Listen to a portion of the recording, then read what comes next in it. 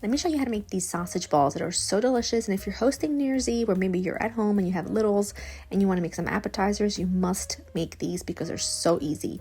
It's going to sound a bit odd, but you're going to have to trust me and trust the process. It takes some softened cream cheese and ground sausage. And to that, you're going to season it well with salt and pepper and get that going.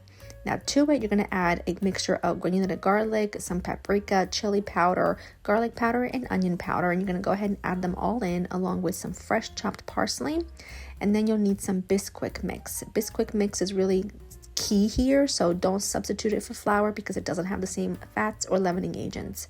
You also need some freshly grated cheddar and some Parmesan cheese. And then going in with your clean hands like you do when you make meatballs, you're going to go ahead and mix it all together until it's well combined. Once it's well combined, you're going to form them into basically like little meatballs, like little sausage balls, you know. I like to use a small ice cream scoop, but you can also just freehand and free form them to your liking. It makes about 50 little sausage balls, so it makes quite a lot. I place them on a lined baking sheet that I added a little bit of olive oil to, and then you're just going to keep rolling. That's really the most labor intensive part of this recipe. And you guys know these recipes are just extras. These videos are extras to give you lots of food inspo.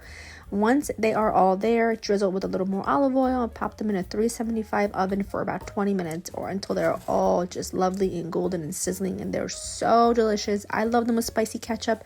You can eat them however you like. I just know you'll love them. The recipe is in the description. I hope that you make them. I hope that you love them. And if you serve them for New Year's Eve, I hope you have a fantastic time and stay safe out there and just enjoy each other. Bye.